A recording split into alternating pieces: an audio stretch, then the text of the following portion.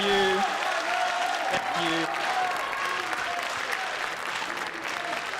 Thank you. It's a little something I throw on. Right. I've got some thanks and then some admonishment. Thanks is to the University of Delaware. Unlike a lot of other universities, have been very supportive of the college Republicans bringing me here. University of Maryland, UMD, not so supportive. Cancelled me for security reasons.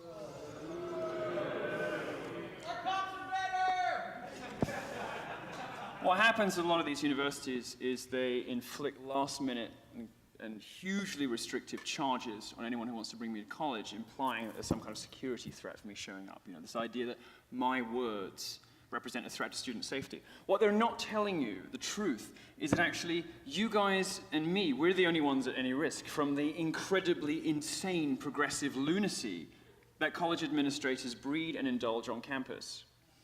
NYU said that the reason that they were cancelling me, the administrators cancelled me, the reason they were cancelling me is that my talk was due to happen close to the Islamic Center and the LGBT Center. And that the mere risk of a student encountering me on campus was a peril and a threat. So they couldn't have it. Isn't that amazing? Now, the admonishment I have to... What was that, darling? Okay. It's okay, you can speak up. This is a traveling free speech zone.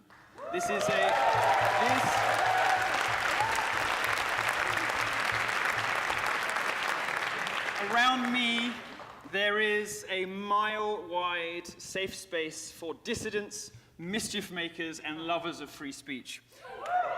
However, I must tell you, I was very upset to learn about some very hurtful and offensive posters that have been going up around your campus. Very upsetting. Most upsetting because someone's using my logo and they didn't license it. That's Bruce.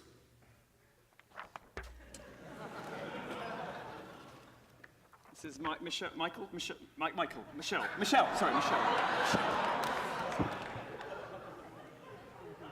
America's first man. There is some disgusting hate speech. Disavow. It's a straitjacket. What else do we got? Oh, it's a receipt.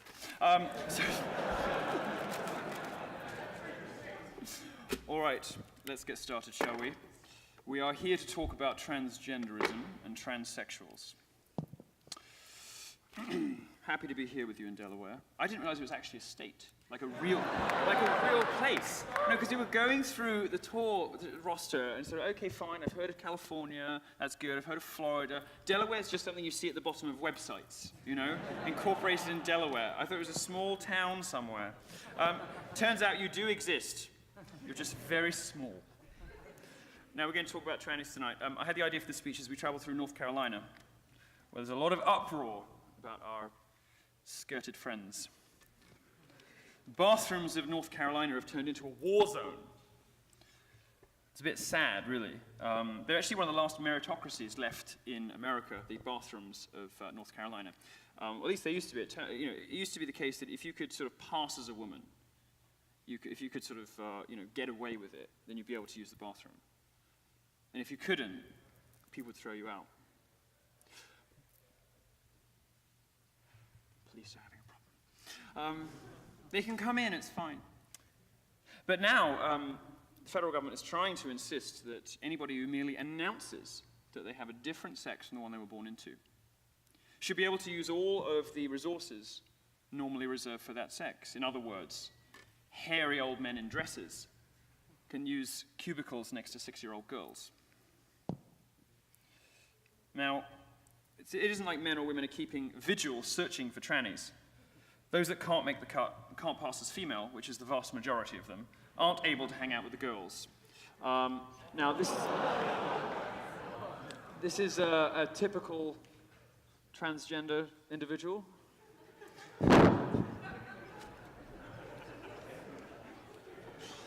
Actually, this is one of the more successful ones. He's been to beauty school. More states are now fighting against this law, but North Carolina was the first one to stand up and point out that whatever new clothes the emperor has, mutilating his genitals doesn't make him an empress. As a struggle to come up with other examples of laws that help mere fractions of a percent of the population while harming everyone else. Unless, of course, you consider the last near decade of Obama's presidency. Or you think about what might happen if Hillary Clinton becomes president. She read out my headlines like they were sort of examples of hatefulness and bigotry and monstrous behavior, but for me it was just kind of being like sculpted by your gran, you know? So, would you rather your child had feminism or cancer? Everyone I know that saw that was like, they just immediately went to Google the piece, you know, and found out that, yes, this misrepresentation, and a lot of this is going on with the trans lobby too, this misrepresentation of humor and mischief and dissidence as bigotry and hatred is something that libertarians and conservatives have always had to deal with. So we're going to have the best attempt we can this evening to work out what is going on with this trans thing. You've seen it in magazines, you've been hectored and bullied about it by social justice warriors, you've been told what to think about it by the media. Well, I'm going to tell you that not everything you have heard is what it's cracked up to be. Now, as you may have heard, some horrible miscreants put up promotional posters last night that made a few people angry. This is one of them. They got really upset about it, to which I could only respond, if you can't cope with words on a poster, how are you going to cope with having your dick chopped off? There's this...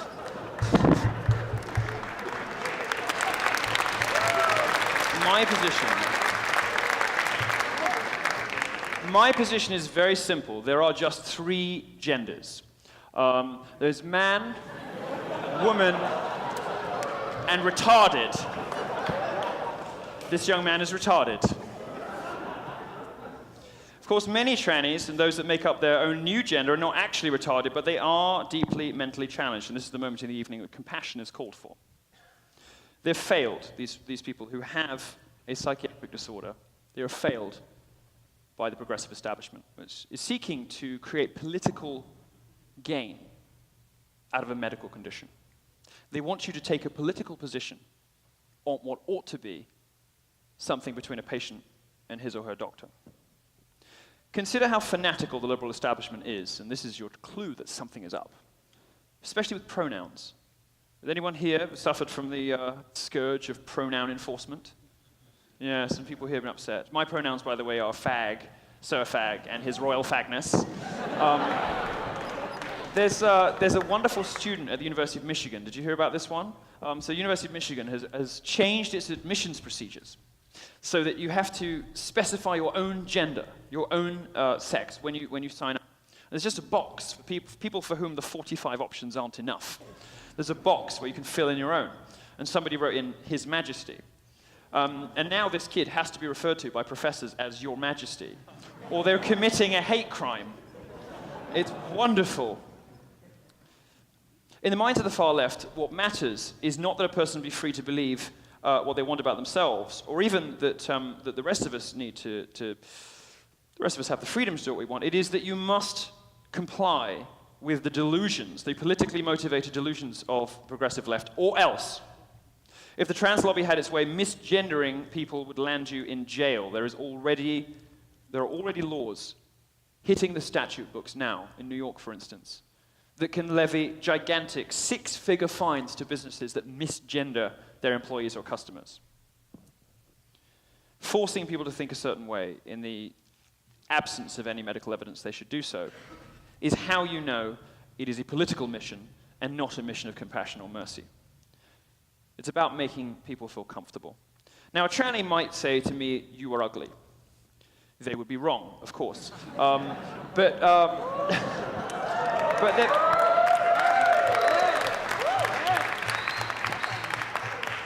But they're free to say it.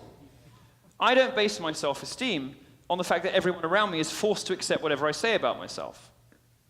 Transgender people, in particular the transgender lobby, and I don't want anyone to think that I'm going for people who are vulnerable, who are in need, who are damaged. And they are people who are very damaged and need our compassion, and simply for the trans lobby, for the social justice warriors, for the people who get offended on other people's behalf, for the people who want speech codes, who want to clamp down on what you can say and do and think. Those people are the problem. They need to learn to say so what if somebody doesn't accept them, but they never will because they're obsessed with being victims and being given special rights. Everything they don't like is transphobic. They've even invented a swear word for people like us, cis. You cisgendered scum, they sometimes say. This is an example of their hypocrisy. They're asking us to warp the language, to make reality conform to their delusions. And they're inventing new swear words for groups that aren't like them. It is hypocrisy of the highest order. And if you won't sleep with one of them, they call it transphobic. It's called the cotton ceiling. Did you know that? You know, it's true. There's like the glass ceiling when women can't get ahead. I'm going to install an actual glass ceiling in my house, beyond which women can't go. You know, where the bedrooms and the good shit is. But if you don't want to sleep with a transgender person, if the idea with a chick with a dick is a bit much for your tastes, you will be called a bigot. And they call it the cotton ceiling. It's sort of after underwear, you know, because you don't want to go through underwear. It's true. They should just call it biology. My constant refrain is that we should not tailor our cultural norms to the whims of the mentally ill. We do not require Americans to speak French to mental patients who believe they are Napoleon Bonaparte. We also don't change that person's birth certificate to say they were born in France centuries ago. There's a mental illness in Israel, by the way, called Jerusalem syndrome, in which foreigners spontaneously believe they're religious figures from the Bible. Imagine if society had to conform to their lunacy. You'd not only have to speak Aramaic or some other kind of dead language to them, you'd have to accept their faith. If you're an atheist and someone identifies as Jesus, will you risk disbelieving them and being labeled a bigot? Now, this isn't to say that I don't have some sympathy with trans folk, as we're obliged to call them. I'm not remotely the most offensive person on this subject. There are people who say far worse things on the internet than I do.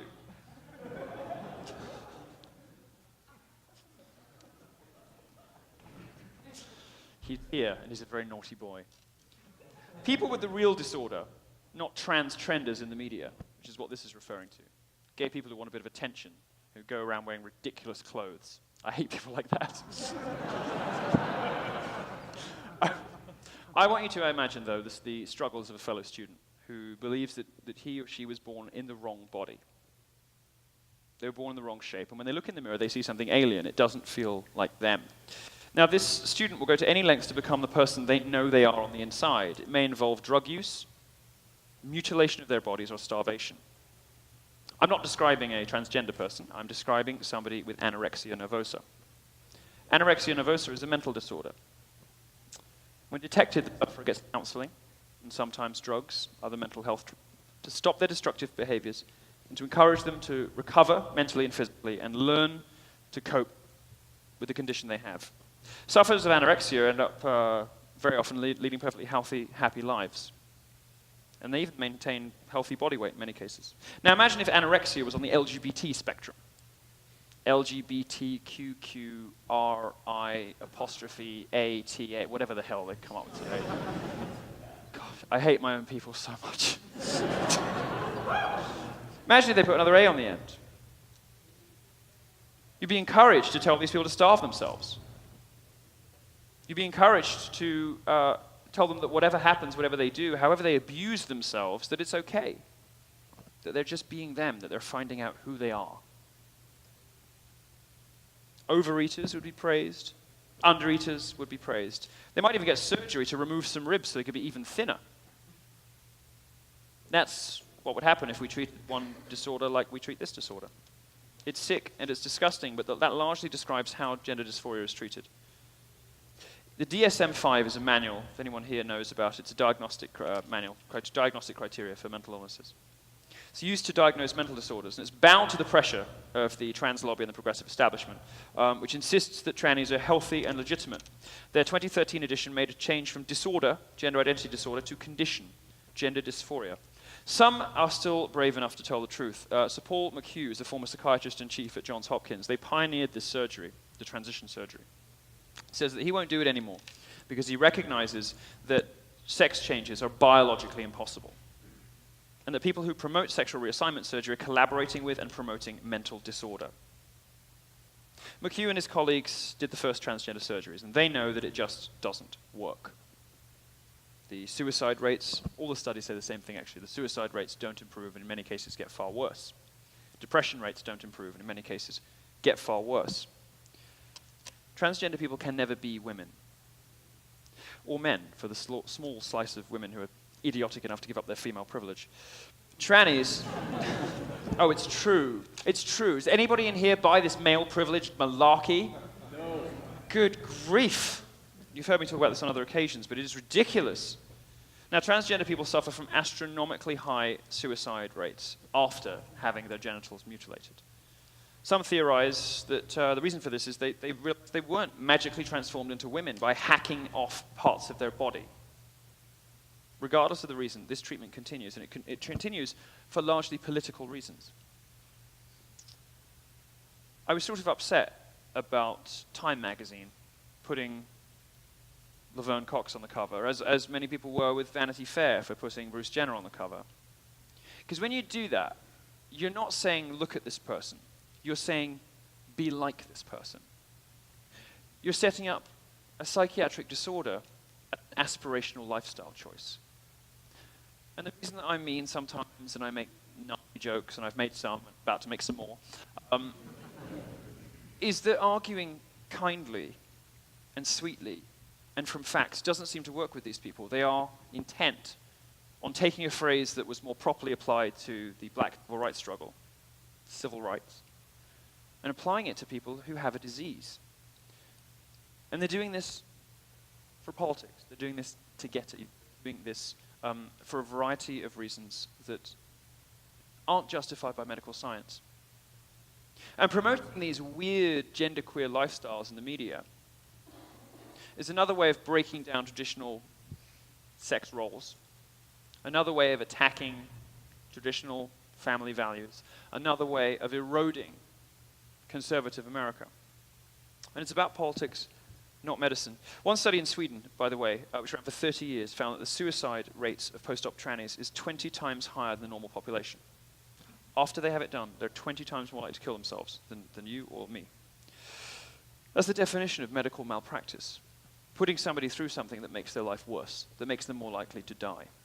The Williams Institute at UCLA also found unbelievably high suicide attempt rates. More than 40% of trannies attempt suicide, as compared to less than 5% of the general population. And there's a long list of health problems associated with them. Research at Vanderbilt has shown that they are more likely to develop blood pressure problems thanks to hormone therapy, cancer in their organs, drug abuse, anxiety, depression, heart disease, all sorts of things. These are terrible people that help. They're some of the most damaged among us, beside my ex-boyfriends. And they need therapy, treatment, and to learn to live with the gender they are. This is Victorian electroshock therapy. It's what we used to do to people with schizophrenia or bipolar disorder, as we call it now. It's my view, and this is a view that you will not read in the media, but you will hear from some doctors, that we're going to look back on what we allow these people to do to themselves. We're going to look back and wonder how we could ever have been so barbarically cruel. It's not very often you hear somebody from the LGBT community speaking ill of another group in that acronym. But really what I'm trying to avoid is this. I'm trying to avoid in 2030 or 2040, when we look back on current year, and we think about what we did to these people, and it looks a lot like that. I think it's going to rank up there with some of the worst treatments meted out to people who needed help. And at some point, children of both genders are going to read about doctors who treated mental illness by surgically building a vagina out of their penis, a vagina that has to be blocked open every 6 months. Actually, you know what, I'll spare you some of the gory details, but this is a really horrible thing they go through. These people are vulnerable and at risk, and they're being treated not compassionately, not by doctors who wish to help them come to terms with what's wrong with them and help them come to terms with the sex they were actually born into. Instead, they want to indulge delusion. Instead, they want to warp reality around fantasy. This is a very dangerous thing, and it's where the pronoun stuff comes from. It is the indulgence of lunacy and fantasy, and it ultimately affects all of us. Now, I wish these adults were the people who suffered the most from this, but of course they're not. They're not the most at risk. You can laugh, it's okay. But now stop laughing, because this is Canada. Actually, you can laugh again, Canada. In Canada, it's sort of trendy to have trans kids. So my view, this is a kind of sort of profoundly homophobic thing to do. You know, you've got a kid who, a young boy likes to play with acting men together or something, likes to wear dresses, and rather than them, you know, perhaps being a homosexual, not ideal, but not as bad as this, parents are now encouraged to be comforted. You did nothing wrong. You didn't parent wrong and raise a queer. Your child has a disease, and we're going to fix it for you. We're going to deliver it back to you as a girl.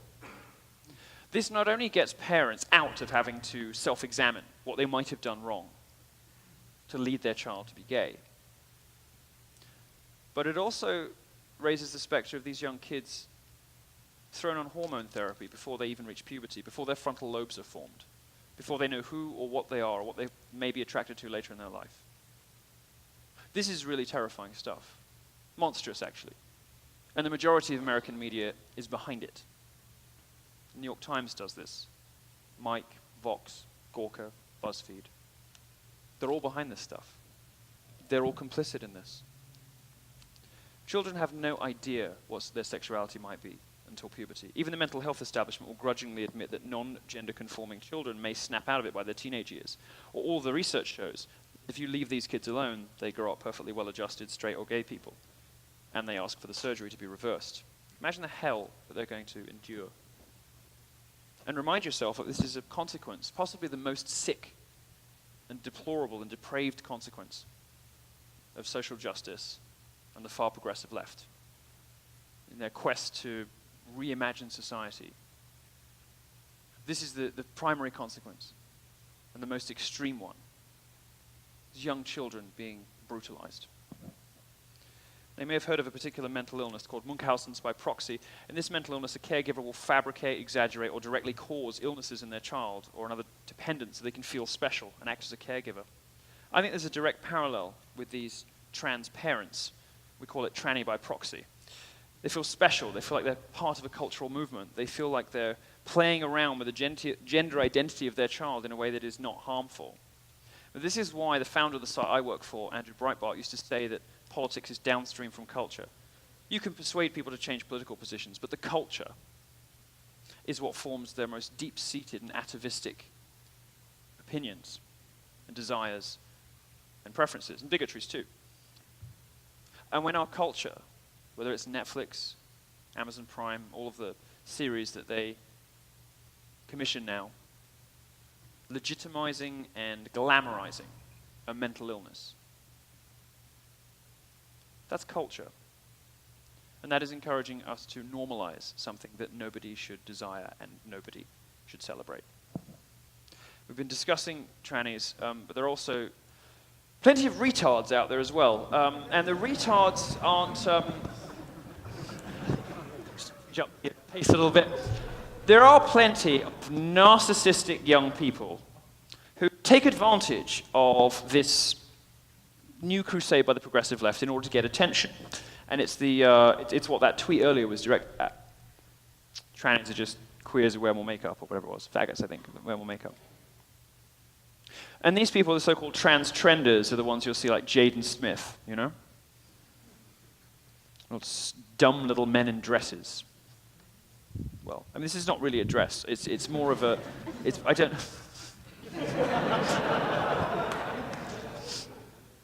These are deeply narcissistic young people, and they're helping to contribute to a culture that normalizes dangerous and unhelpful messages sent to young people. Now, nobody has a problem with artistic intervention, with David Bowie and great androgyny of the 70s and the rest of it. But this is a political mission. It's not an artistic statement. And it's a political mission designed to reinforce a very destructive and unhealthy political ideology masquerading as medical compassion and sympathy. I hate to break it to you, but if you identify as any one of the following genders, you are closer to a potato than a regular college child. These are some of the gender identities that you are encouraged to explore these days by the progressive left. But I'm sorry, I left.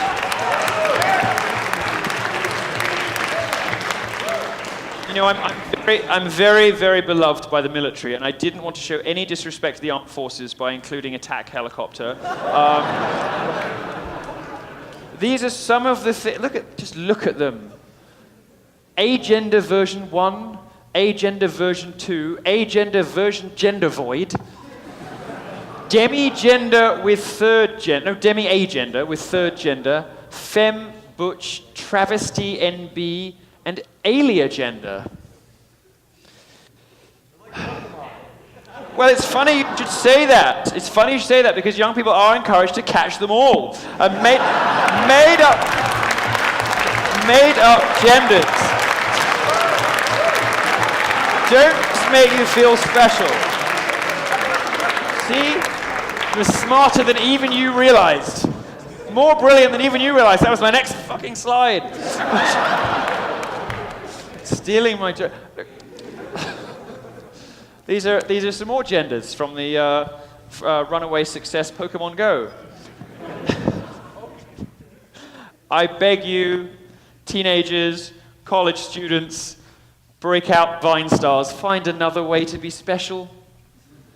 This isn't it. We're constantly told that we're taking advantage of people with mental disorders when we use words like retarded, that it is offensive to the mentally challenged community.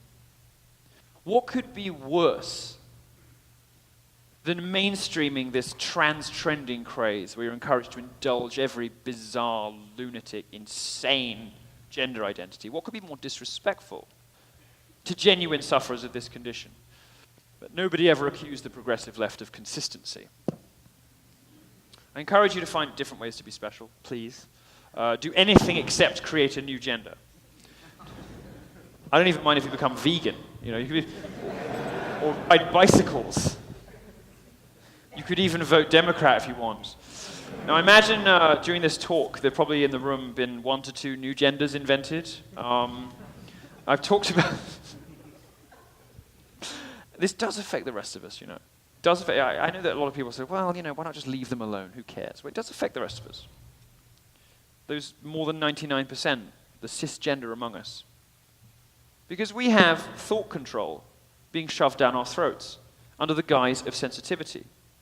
There are pronoun police on campuses as part of these Orwellian-sounding bias departments.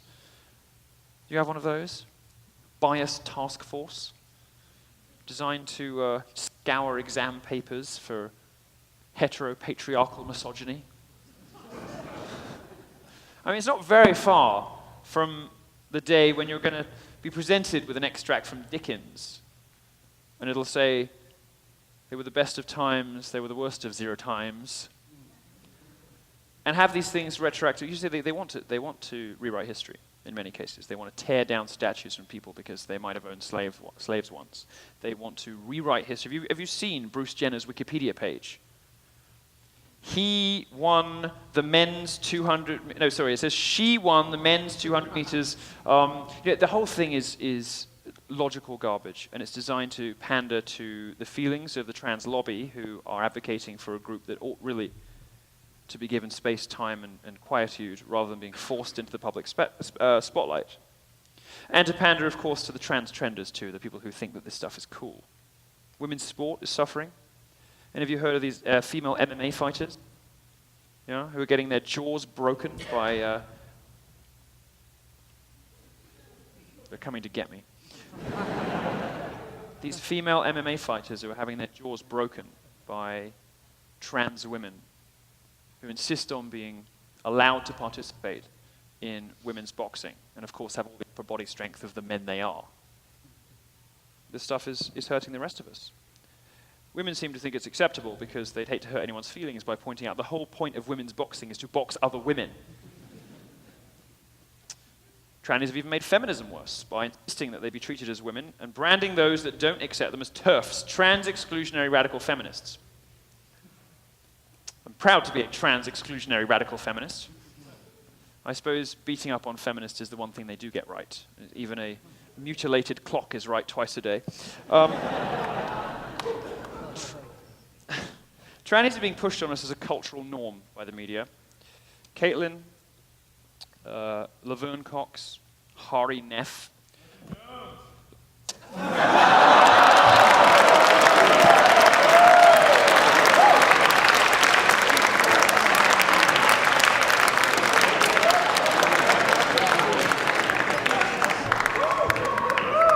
No comment. See me afterwards for candy.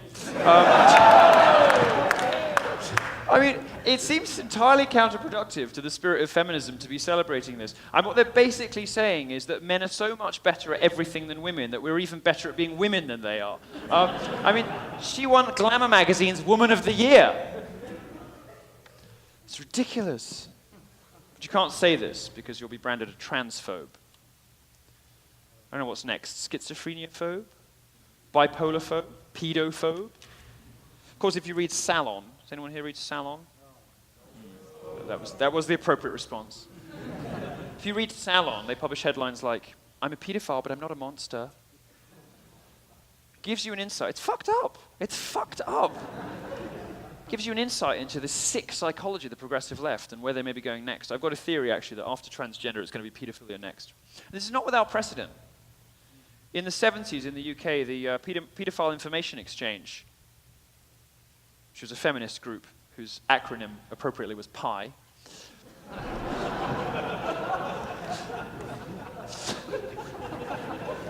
They make it so easy. was working with people who are still MPs in Parliament, who are seeking to rehabilitate the reputation of people who fuck children. This is what Salon is doing. They have a particular guy they keep publishing about and copy from, attempting to suggest that although he is attracted to prepubescent children, because he's never acted on it, he's not a monster and is deserving of your sympathy.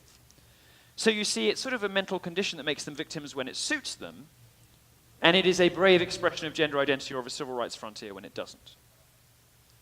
This is sick stuff. It's disgusting. And it is part of the mission of the progressive left to uproot everything we think we know about society and about each other.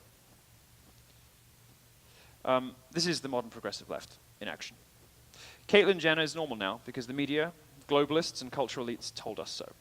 They're teaching children that trannies are sane and normal. They treat university students like kindergartners, so everything being pushed on you about gender and sexuality is being punished on the little kids as well. The left is insisting that we take a political position on a medical disorder. That is sick and illogical and wrong. Some people have read about a case where a trans man was barred from leading a breastfeeding group of new mothers. Can you imagine? Well, so this guy wanted to go and of course, unable to expectorate. He's not capable of producing milk. Nonetheless, wants to lead a breastfeeding group. They're such attention seekers, apart from anything else. Well, the Canadian media said that the women were at fault for being discriminatory. Young first-time mothers, quite rightly, had no interest in a man with a goatee and breasts, telling them how to breastfeed their newborn babies, but they were called bigots by the Canadian media. It's very simple. Treat the mentally ill. Don't indulge them and make the entire culture and everybody else suffer in the process.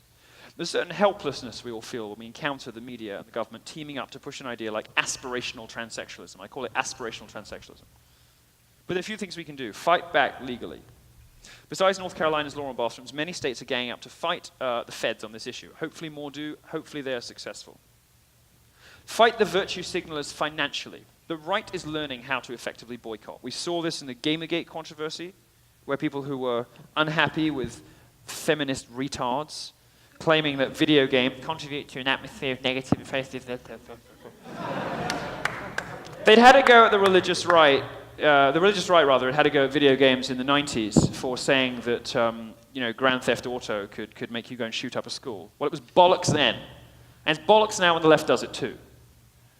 Video games don't make you sexist. In fact, some of the research shows that they may even help to get it out of your system. Just rape the prostitute in Grand Theft Auto, and you're less likely to do it in real life. Just kidding.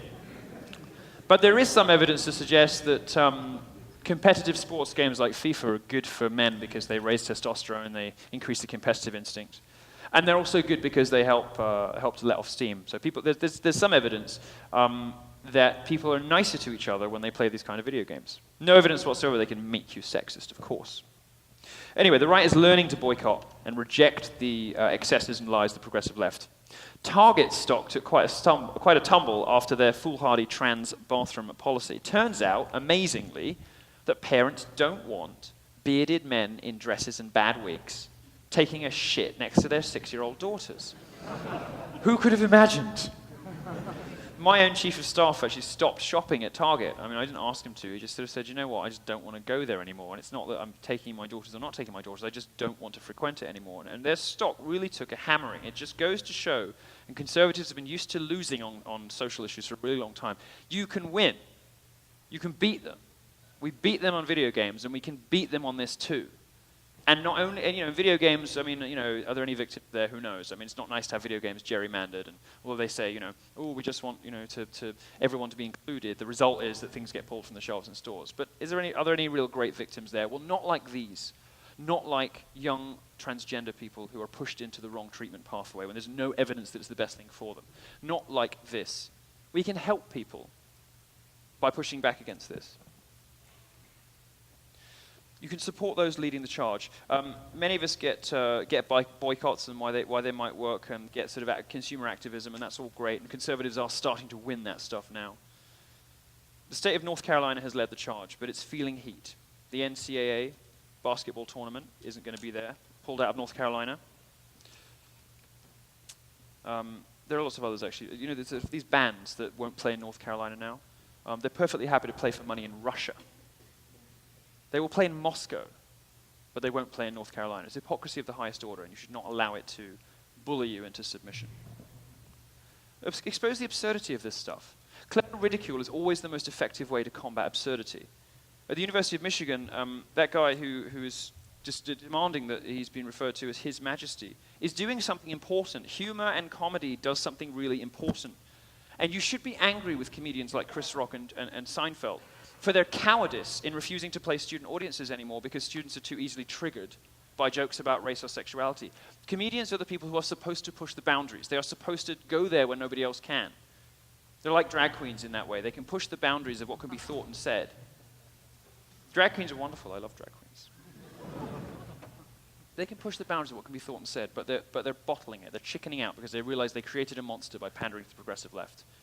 And now the students who were formerly their fans are giving them a hard time. But humor and comedy, if your leaders, if your favorite comedians, if your favorite actors, if your favorite politicians, if journalists aren't going to do it for yourselves. And this is the Pepe generation in action. It is.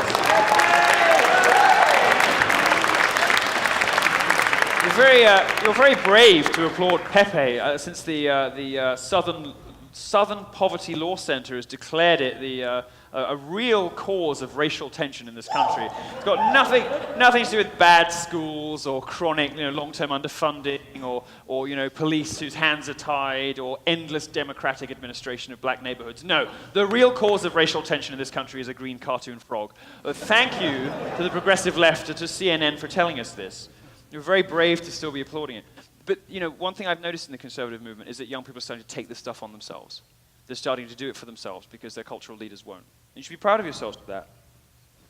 And lastly, it's time for the LGBT community. If there are any of you here, I doubt it. They don't show up to my talks. But if...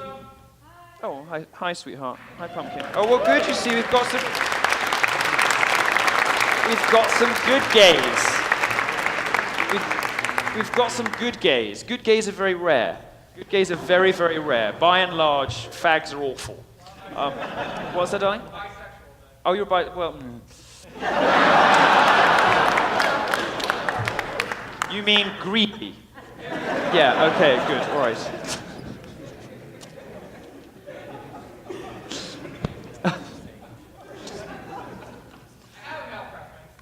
Good, okay, fine. I don't really, well, so all the research says is that women are sort of born much more bisexual and sort of life influences can push them one way or the other. Yes. Lucky for you, that means not only are they happy to get down for some hot lesbo action in your favorite movies, but they'll also still fuck you afterwards. But men's sexuality tends to be more fixed, and life influences have less of an impact. But there are rare male bisexuals, so welcome, and thank you for coming. I'll leave you with one thing before we go to questions, and that is you should never feel bad about mocking any of these groups. Never feel bad about it.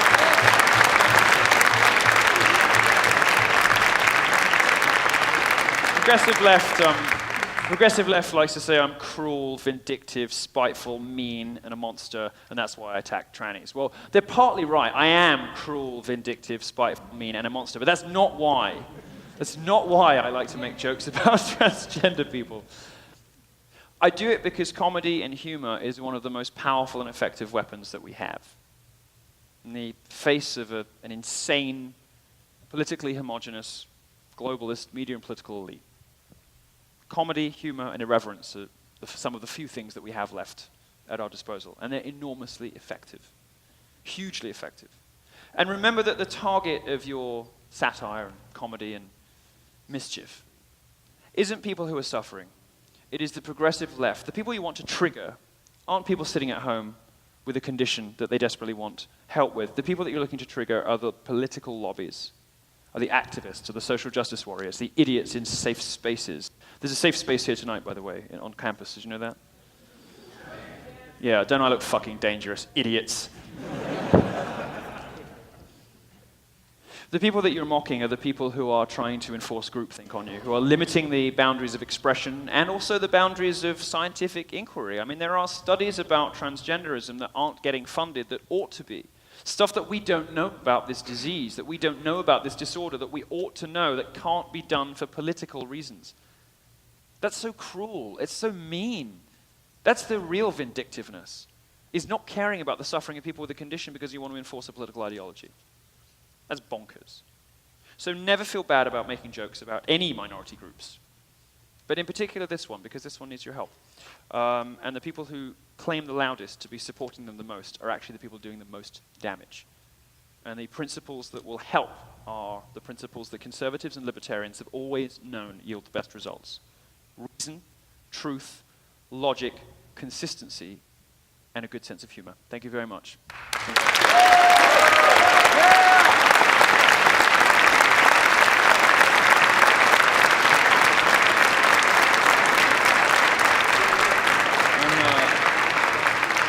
I'm happy to take a few questions. I don't know how many I'm allowed, but I'm happy to take a few questions. I think there'll be something somewhere that you can... Do you want to just do hands?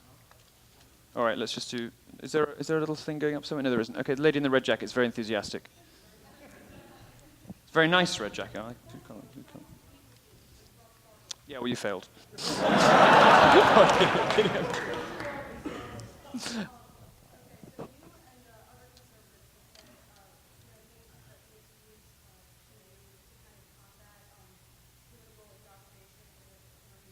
Yes.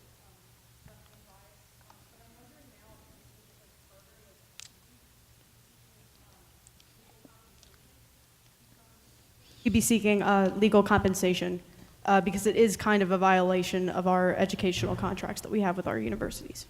Right. Well, the question, if you missed the beginning, was, I sometimes suggest some strategies that conservatives and libertarians can use to assert their rights and to protect themselves. Should you be taking legal remedies? Well, in certain circumstances, yes, of course. If you're at a public university, and I would like for those of you in here, and also people watching at home, to take note of this. I'm putting you on notice.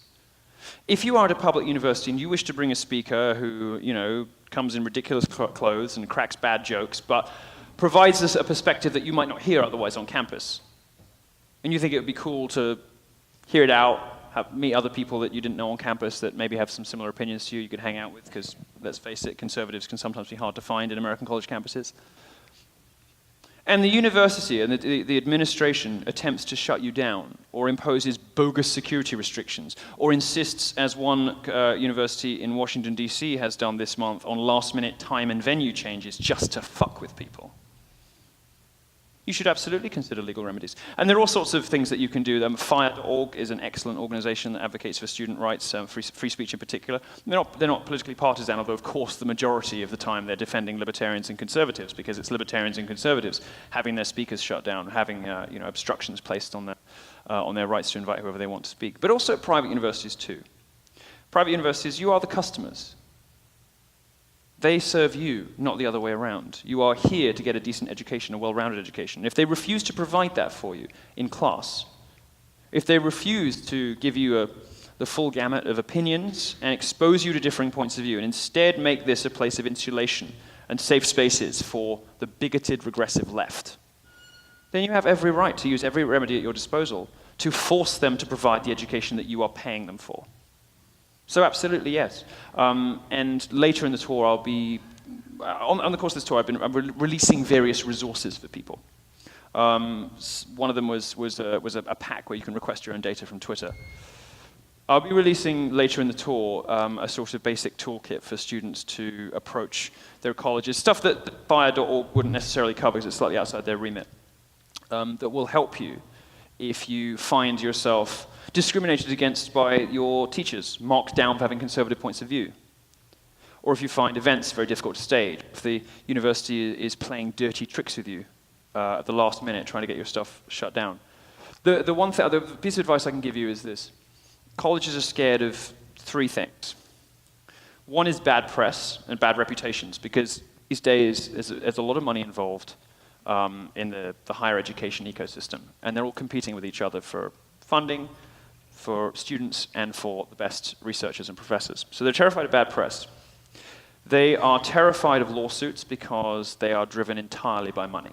The people who run universities these days, it used to be the case that the faculty sort of were the gods, and the administration served the faculty. These days it's the administration that runs these places, and the administration is solely dedicated to making money.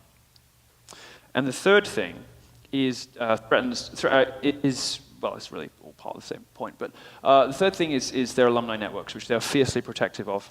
University of Maryland stung the students that I was supposed to speak to on Wednesday night with a $6,500 security fee 4 days from the event.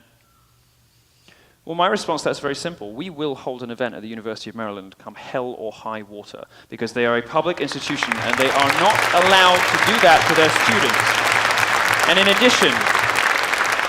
addition to that, I will make my entire talk 1 hour and a half dedicated to the destruction of free speech in the University of Maryland campus. And we will send copies of that video to everybody in every alumni network we can find at the University of Maryland. We will send every piece of coverage we do. We will shine a light on the administrators in my talk with their names, their photos, their phone numbers, and their email addresses of every administrator responsible.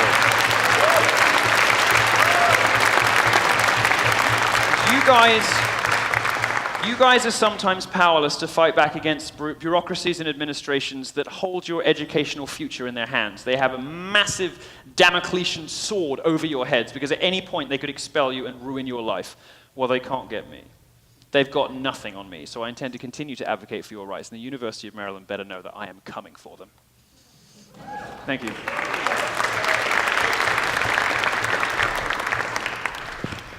Yeah, so obviously one of the most important issues in this upcoming election is Islamic migration to Western countries. But what do you think are some of the reasons that Western countries are sort of obligated to take in these immigrants and sort of give them everything that they desire and treat them like citizens, when in reality that they're not? Yeah, it's a good question. I think I've worked out why the progressive left likes Islam so much. It isn't just that feminism and Islam have sort of formed this kind of unholy alliance. They want a world that actually doesn't look that dissimilar. You know, they want to break apart the sexes. They both think men are toxic and dangerous, so women have to be covered up and kept away. They're both authoritarian regimes. They're both intolerant. They'll both come for you if you don't agree with them. They're both incredibly thin-skinned. All sorts of reasons why feminism and Islam are very similar. There used to be useful idiots. The progressive left in this country were called useful idiots by the Soviets, because they were sort of helping to undermine the values that made America free and strong and great. Well, progressive left wants to do the same thing. I mean, look at the behavior. I mean, Obama is trying to sneak 12,500 Syrian immigrants into this country while he thinks nobody's looking because everybody is focused on the election. What they want to do is radically reshape the culture of this country. They want to undermine all of the things that make it wonderful. They want to undermine free speech, free expression, the First and Second Amendments. They want to undermine property rights and capitalism.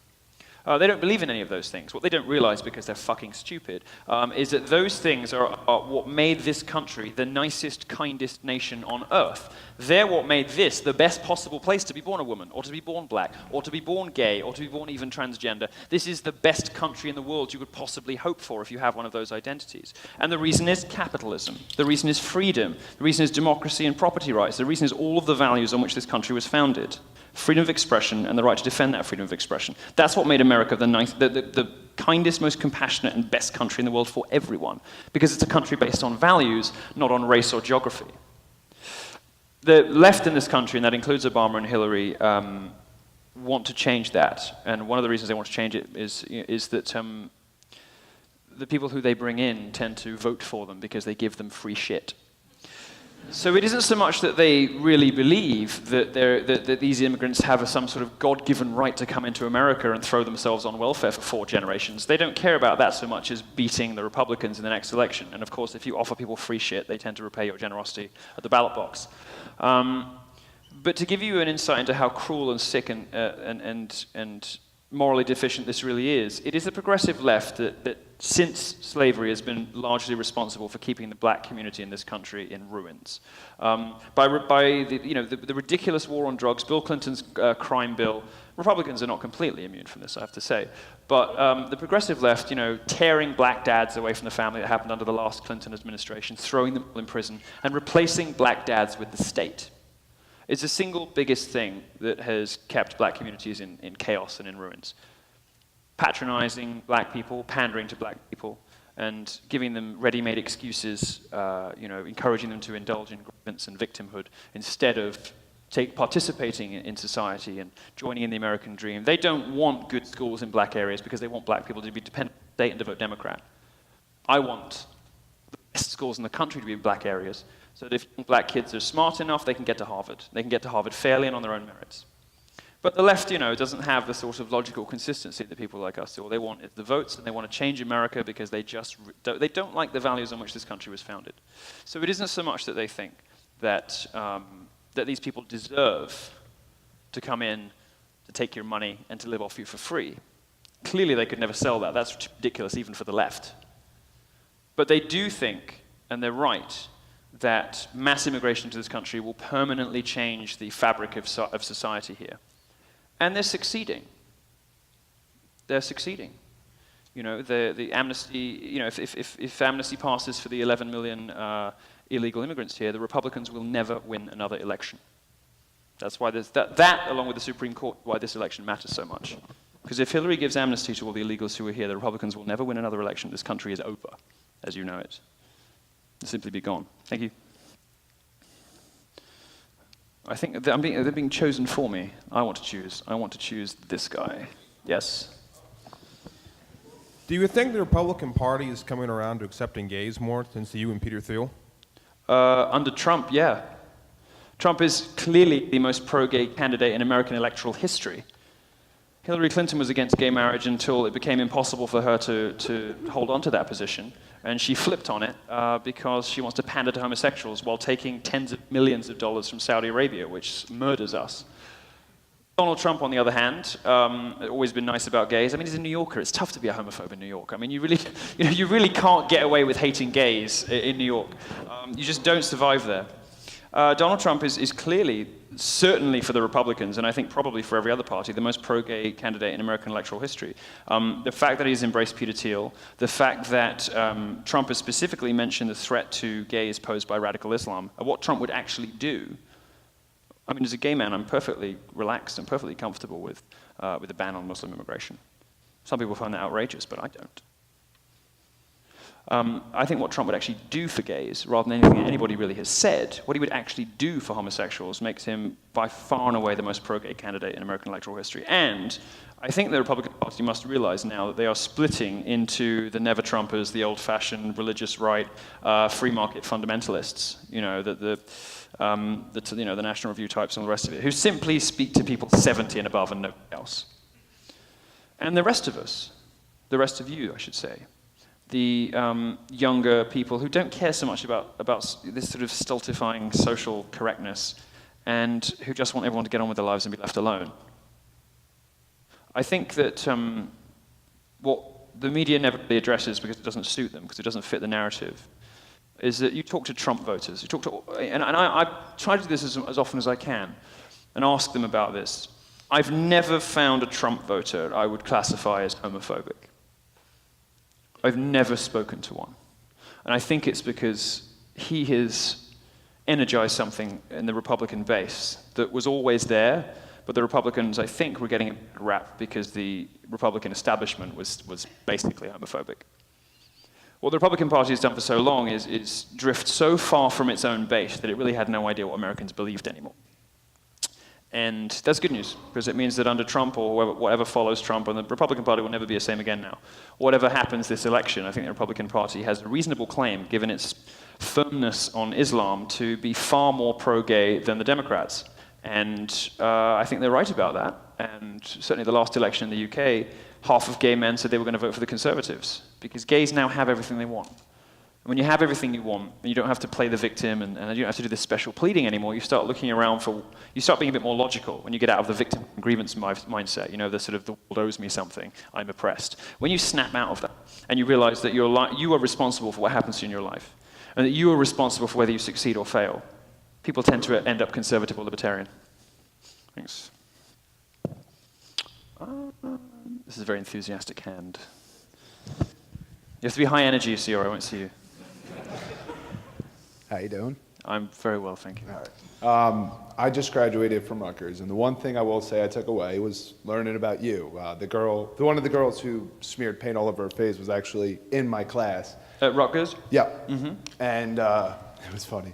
I won't say her name, Becky. That's okay. But the thing is, she's actually, when I spoke to her, she's actually a normal girl. So this leads into my question. What can we do as Republicans, libertarians, conservative movement to just mainstream our ideas? Because things like ESPN, it was just basically MSNBC with a football, MTV, Vox, all these things. How do we fight back? The idea that sports fans want to hear, discussions about white privilege. Who came up with this? The ESPN's got to be the thing that people watch the most grudgingly in all of America. It's like, okay, well, nobody else is carrying the game, so I've just got to listen to this garbage. If I see one more Colin Kaepernick thing, I'm going to freak out. Well, I think that the reason that the left is so terrified by Pepe, no, I mean it. The reason the left is so terrified by Pepe is it represents a sort of popular uprising from the libertarian and conservative base in this country. It's sort of, we don't really need them anymore. We don't need them to be the funny ones. We can be funny now. And we're leading culture, where previously the left would sort of lead culture by the nose. It would force us to engage with these utterly unattractive and untalented people. Lena Dunham, Amy Schumer, Hari Neff. These people who have literally nothing of any interest whatsoever about them. But we're sort of compelled to like. Amy Schumer is put on the cover of a magazine, and it's sort of, I dare you to call me unattractive. That's the message you're getting, I dare you to say what I am, which is a talentless fat dyke. And the problem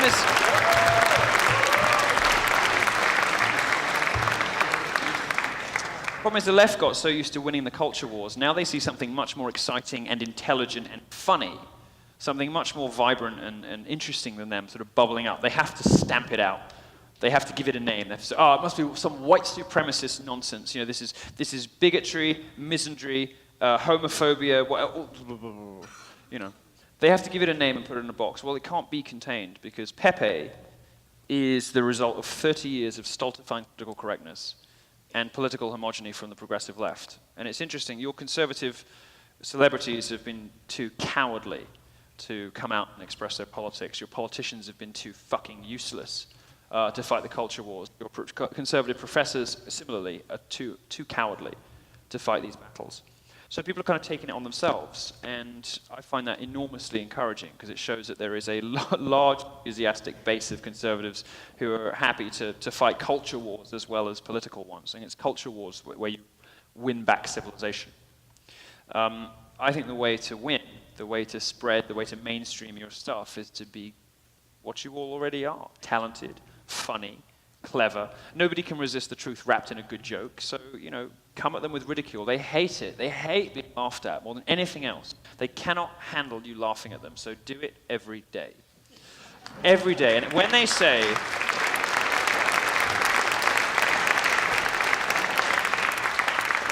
and when you hear that immortal expression, I find that really offensive.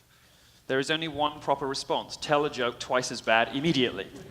The only thing you can do, because otherwise it will never ever end. And it is my firm belief, I'm really just a sort of Falstaffian kind of jester type, but it's my firm belief that through humor and mockery and satire, that's sometimes the most effective and the best way to reveal great truths about ourselves, because you can get away with saying things that you might not be able to otherwise.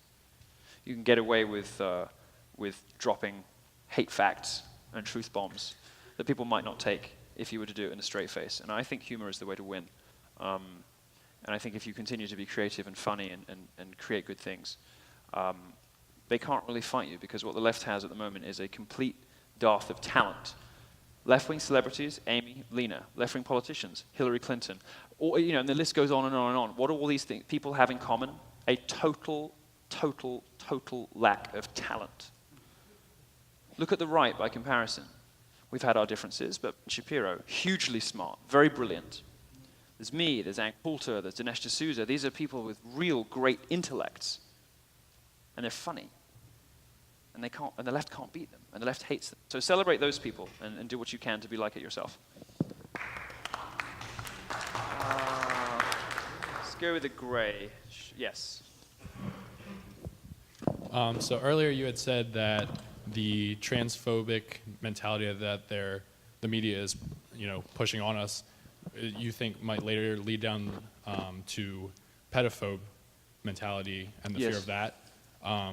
So I'm asking what do you think, or do you think that the earlier homophobic mentality that they had, pushed on everybody, and the legalization of gay marriage, and now that battle's kind of won, that they're going to push for this transphobic and then eventually pedophobic, and then if so, where do you draw the line?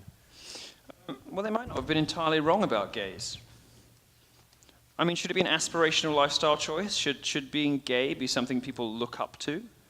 Because it seems to be imbued with this sort of moral rectitude, as though being a fag was something to aim for. Well, it doesn't seem it to me. It doesn't seem it to me at all. I'm acutely aware, and nobody else really has ever expressed it like this, but it is something that has always occurred to me, and I'll get serious with you for a second. Without getting into the realms of too much information, it's always struck me, as self-evidently obvious that if you could be straight, you would be. I can't create a child with the person that I love, for instance, no matter where I put it.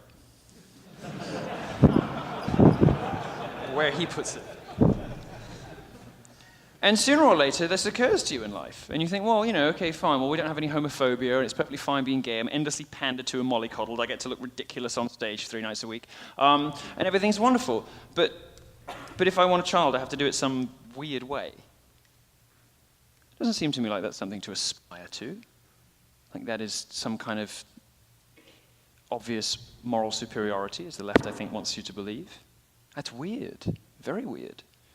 As a gay person, I like to indulge in the fact that I can push the boundaries, push the limits of what can be thought and said. I get a bit of license to say things, to say words other people can't. I can put faggot on my bus in 6-foot letters and all the rest of it. I can do all sorts of things that you people can't do. This talk, for instance. But it's a sort of responsibility that, and a freedom that comes at a great, great cost. So maybe they weren't wrong about gays. It's not so much for me where we draw the line now as whether the line should already have been drawn a very long time ago. It seems perfectly obvious to me, and this, by the way, is what the science says, even if the gay lobby denies it, that growing up homosexual is a mixture of nature and nurture. Now, for me, I think I probably always knew and probably couldn't do very much about it. But I do remember an element of choice involved. And if there is an element of choice involved, shouldn't we be encouraging people into happy, healthy, heterosexual relationships? I'm able, unlike the sort of identity-obsessed activists of the left, to take myself out of my own identity and to analyze society logically and imagine what might be best for everyone. The left can't do that because they insist that you pander to their every wish and desire and whim, whether it's skin color or sexuality or gender or all of them. I don't blame people for being uncomfortable around gays. I'm uncomfortable around gays. I blame people for insisting on groupthink and identitarian politics because ultimately it damages everybody. And I blame people for expecting me to have particular political views just because I like sucking dick. That's the real homophobia. That's the real patronizing behavior, And so, I don't know how to answer your question except to say that I don't have a huge objection to homophobia. I'm sort of a homophobe myself. Most of my people are dreadful. And so I think that the line should probably have been drawn sometime before now. There's more of you. Yes, you've seen high energy, you see, you win. There we go. This guy in it's you. This is a game, there's a competition, and the more you get my attention, the more likely you are to ask a question, you see. Since each year there's less and less boomers, do you expect after the boomers to die off, the Republican Party fragments into something else, or it stays pretty much this room, it's still Republicans, we just change tone? Well, the good news is the old Republican Party is just dying, and I mean literally dying. I mean, the average age of a Fox viewer goes up by a year every year. It was 71 last year, it's 72 now, it will be 73 next year. What does that tell you? Well, anyone who understands how these things work is very simple. It means that they have a block of viewers who's growing older, and some of them are dying, and they're not being replaced. Young people aren't watching Fox. This is good news. It's very good news, because it means pretty much all the conservatives your age are going to far more sensible places like Breitbart. And it means that people your age are never again going to consider candidates like Paul Ryan. Well, dear Paul, on the rare occasion that his wife's boyfriend lets him out the house,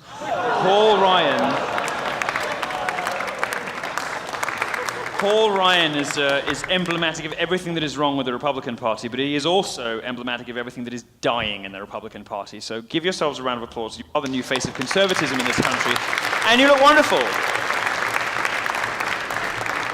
I don't think you have to worry too much. What currently looks like a sort of 50-50 schism on the right in this country in a generation or less is going to look like 90-10, and at that point you don't have to worry what those cunts say about you anymore. You want me to go? Everyone's, yeah, okay, you with the, in the hat, yes.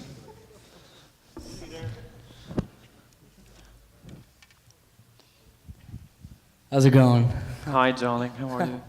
My question is, if Donald Trump loses this election, what do you think should be, I know, God forbid, God forbid if he loses, but... We don't say things like that out loud.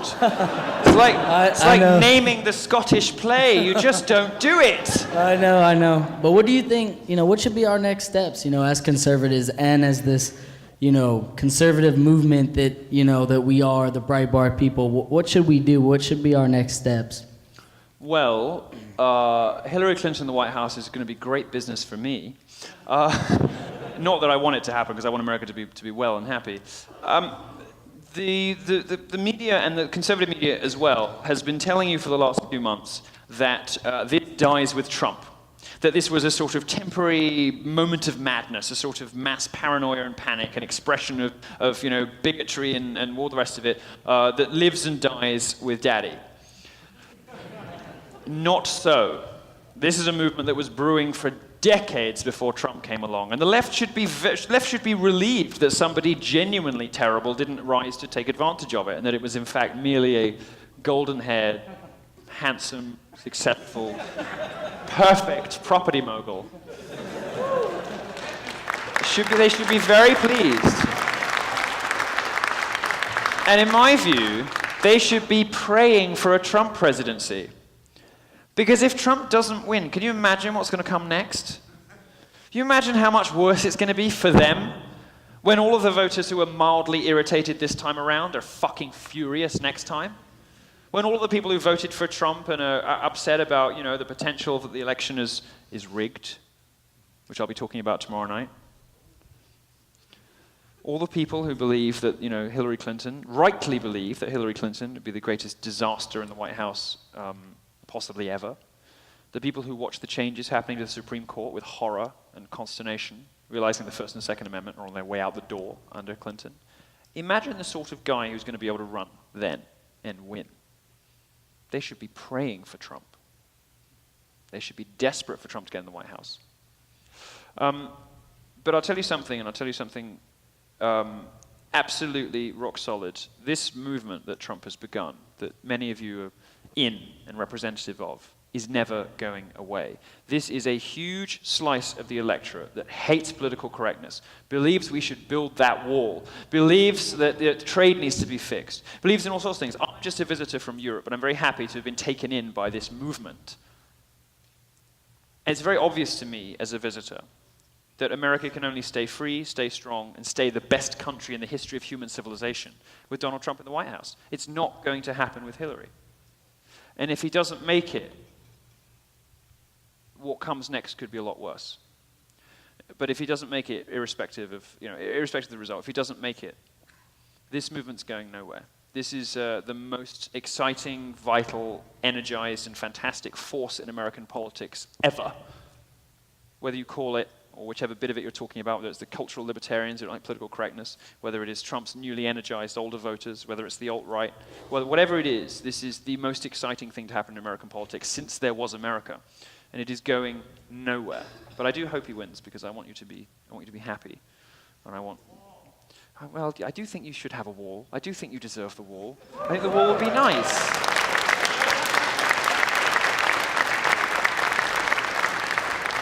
This sort of weird idea, just this weird invention of the left. You know, like, here are some people over the border in another country that you just happen to be geographically contiguous with, and these people have a right to come over here and take your money.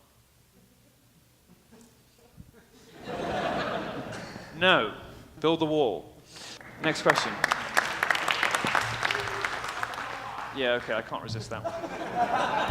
Ridiculous, but it worked. Over here, if that's all right.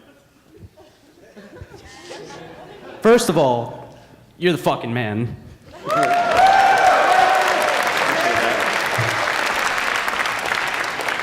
And second, sorry this isn't a question, but can we take a deplorable selfie on Snapchat? Can what? Take a deplorable selfie on Snapchat? Of course. Come on. Come here. Come. Just very heterosexual for you today. Did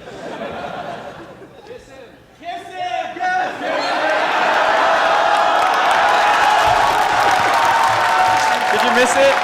Do it again. All right.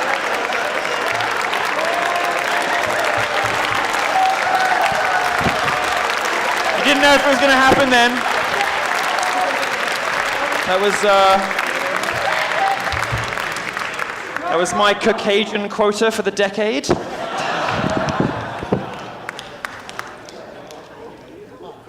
All right.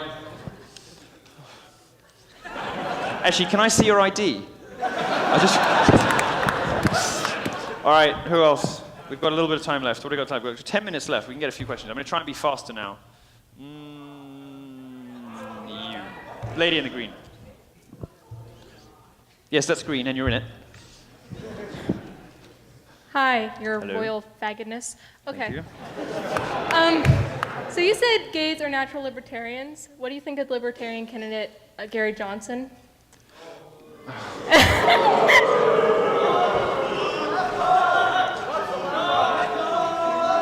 Well, I think most gay people, if you ask them, would know where Aleppo was. There's a difference between libertarianism, classical liberalism, and the Libertarian Party. The first one is a perfectly respectable strand of intellectual history. The second is a ridiculous joke. Gary Johnson is not only too unfashionable, but also too fucking stupid to be voted for by any homosexuals. It's amazing how Donald Trump's turned everybody into idiots. You know, the Donald Trump candidacy has turned the nominal head of the Libertarian Party into a gibbering social justice warrior complaining about mean words on the internet. It's absolutely amazing. And he's sort of complaining about the terminology with which we refer to illegal aliens. I mean, this is just so alien from any kind of real libertarianism. The guy's a fucking joke. I don't have a huge amount of sympathy or patience for libertarians at all anyway. Seems to me as a philosophy for children. But, well, it is, isn't it? So let me do what I want, and you can do what you want. Give me some weed. Oh, look, someone got hacked. What are you doing tonight? Mining some Bitcoin. Give me a break. These people... What is he polling at? Like 8%? 8% of your country is fucking stupid. Then again, 13% of you believe in Bigfoot. Only 11% of you believe that Hillary Clinton is trustworthy, which is at least something. It only means we're in the glorious Trumpenreich after the revolution. We only need to exterminate 1 in 10 of you, which is great.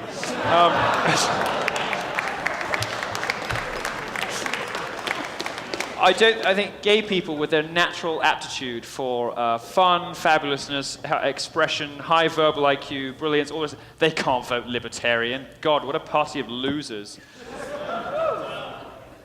Oh, see, now you're competing with each other. Oh, you're pointing to him. No, that doesn't work. I'm just going to have to go by hotness.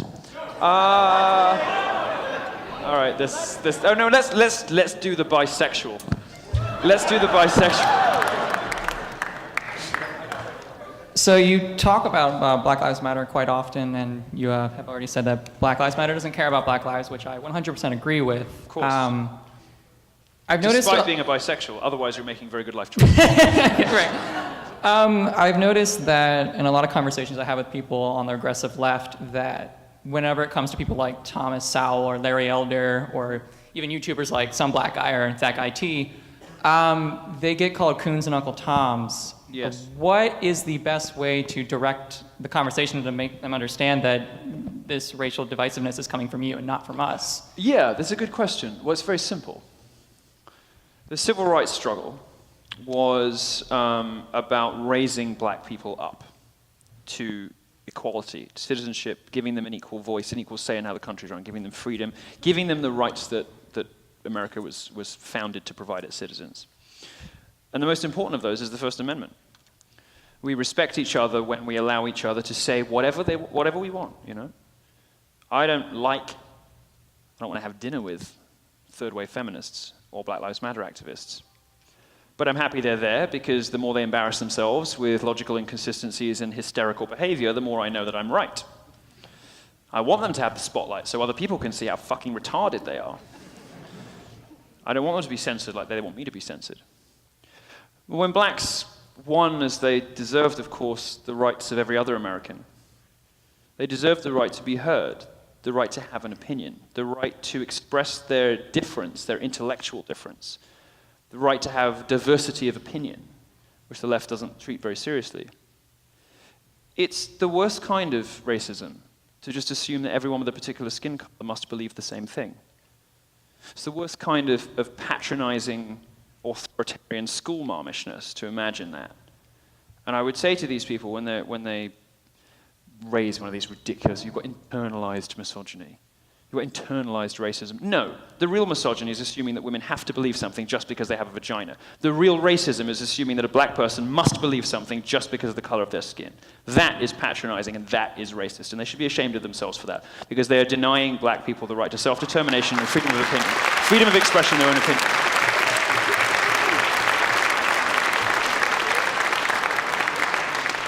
The only thing I demand and enforce total ideological conformity on in black people is finding me sexually attractive. Other than that, they can believe what the fuck they want. And progressives expecting them to all fall in line ideologically, it's pathetic. And the good news is it's breaking down. Nobody's really buying it anymore. Gays are abandoning Hillary Clinton, the Democrat Party, because they realize she really doesn't have their interests at heart. Our friends in the black community, as we're obliged to call it, are taking a little longer to learn that lesson. They're not coming out for daddy as I thought they would in this time around. But sooner or later, they're going to have to realize that if you repeat the same thing over and over again without getting a new result, as the saying goes, that's the definition of insanity. If you keep electing Democrats and your cities keep getting worse, the smart thing to do might be give the other guys a try. Vote in a fucking Republican. Thanks.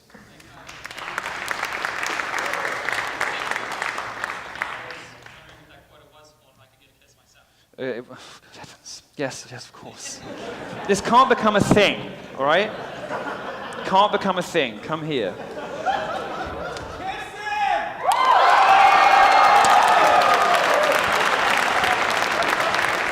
Looks very young. I definitely have to see his ID. Okay. It's turning into some kind of terrible thing. Not going to get into trouble for anything else. All right. I think I have time for one more question.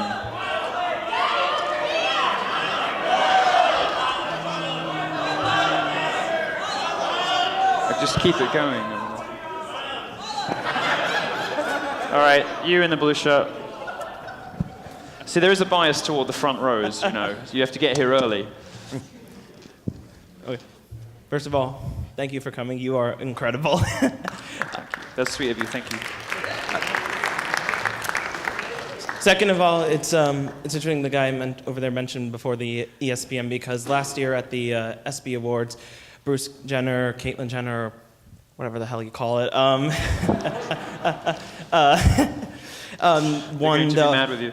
won the Arthur Ashe Courage Award for coming out as transgender. Mm-hmm. And so I guess my question to you would be, what do you say to those in this country who think we should be celebrating and awarding those and making a big deal out of those who come out as gay or as bisexual or transgender, and that we're turning it into like hero worship? What do you say to those who feel that way? Well, I sort of gave a talk about it. But I'll try to summarize. I don't think we should be elevating to the status of aspirational lifestyle choice what ought to be private grief. I don't think we should be putting on a pedestal something that people should be suffering through with the help of their friends, their family, and medical professionals. I don't think we should be encouraging, and there is, of course, with all of these disorders, any doctor will tell you, an element of environment that contributes to maybe not whether somebody gets this thing or not, but how well they cope with it afterwards and their quality of life afterwards. I don't think we should be legitimizing things that make people miserable. I don't think we should be encouraging people to be unhappy. It's the same thing with the fat acceptance movement, body positivity. Awful. We're encouraging these young women, these vulnerable young girls. We're telling them you can get fat, you can eat whatever you want. Burp and fart and shit and behave just, you can be Lena Dunham and you'll be happy and you'll find a boyfriend and you'll be successful. That's a lie. You're going to make these people unhappy. And in general, I believe that we should encourage people to do things that make them happy and that make them content and give them the best possible chance of flourishing in life, of making it in whatever their chosen career is, of being something, rather than wallowing in victimhood and grievance, expecting the state to bail them out for everything that's wrong with their life, looking for excuses and reasons why they didn't succeed, blaming other people, whether it is their dad, in the case of feminists with daddy issues, whether it is white people, whether it is men, whatever, looking outside for someone to blame for everything that is wrong in your life. Well, that kind of culture that we encourage in people is wrong. It's spiteful, it's mean, it's vindictive, and my words on this stage, which some of your fellow students are going to find harmful and dangerous and unsafe, my words don't hurt anyone. But telling young girls they can be fat and they'll still be happy, that hurts people. Celebrating mental illness hurts people. That's real damage. And I just want for everybody to have the best chance they can of being the best person they can be. And it involves tough choices, tough love, and hard work. But we are conservatives, so we know that that is the only way to succeed, because you don't get handed anything in this life. And if you want to go out there and achieve, you've got to make it for yourself. We don't help people to make it for themselves. We provide them with ready-made victimhood scripts. And we give them a range of conspiracy theories, whether it's the patriarchy or cis, white, hetero, whatever. Or whether it's, no, you're not mentally ill, this is just an expression of your gender identity, and everyone who doesn't agree with you is a bigot. That's morally wrong, and we should stop it. And that's about as short a version of the talk as I can give you. We'll do another question, because that one was awful. Just kidding. Just kidding, you're nice. In the white t-shirt, yes, there, yes, you.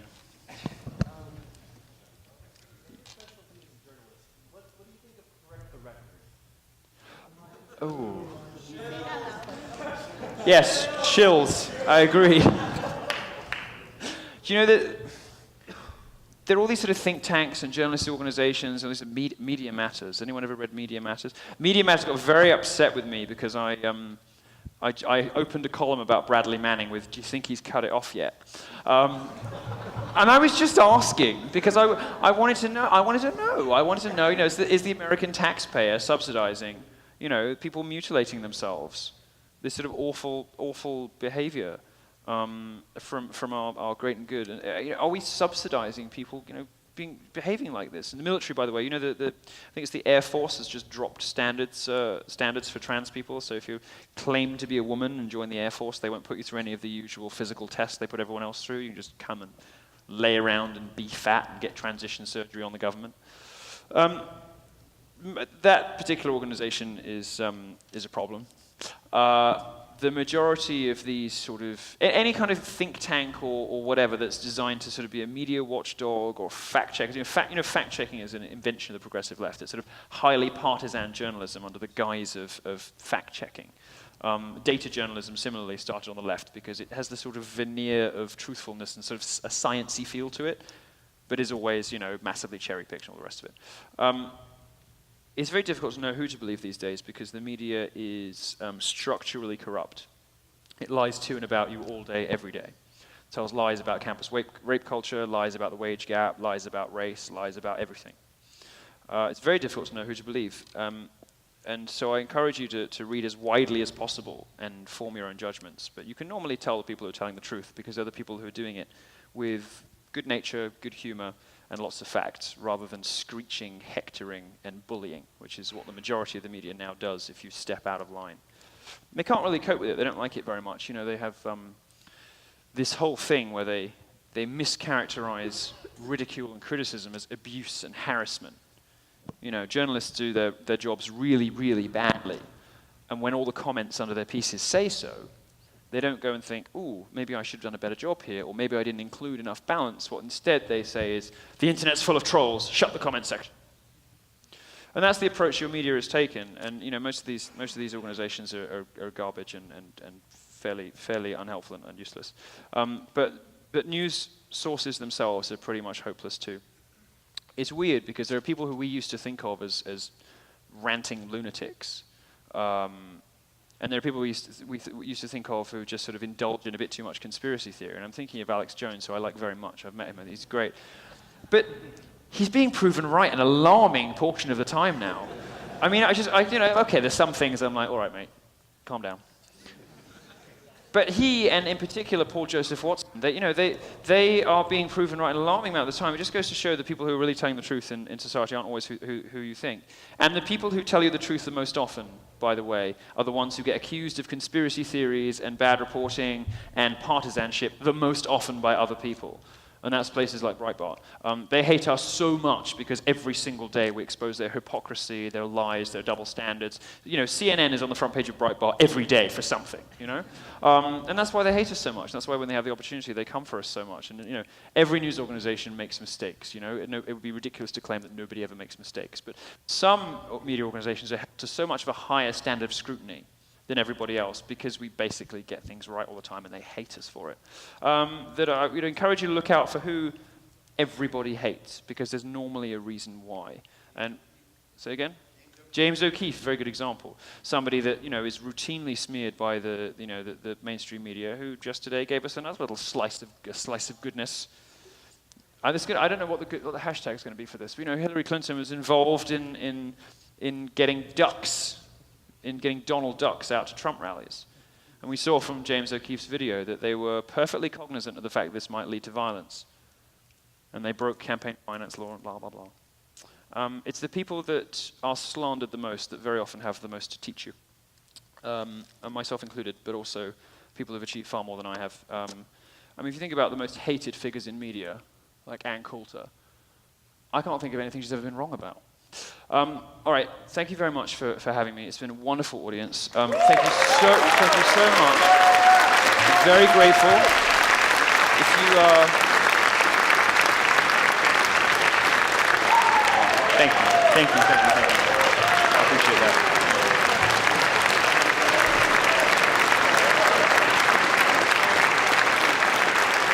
Now, thank you. Notwithstanding my comments earlier about these disgusting, deplorable, and offensive posters, if you want some, here they are. So I'll leave some out for you here. Okay, there'll be a few there, and if I get to see it.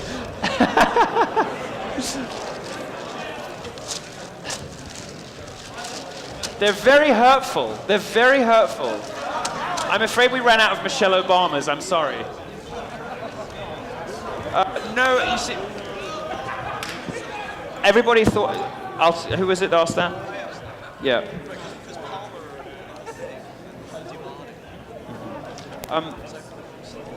I will talk to you about it afterwards if you want, if that's okay. Yeah, but no is the answer. It was very badly launched, and I was asked to confirm someone's identity, and that's really the extent of my involvement in it. No, it would have been good, but I think it was just some things just misfire, Well.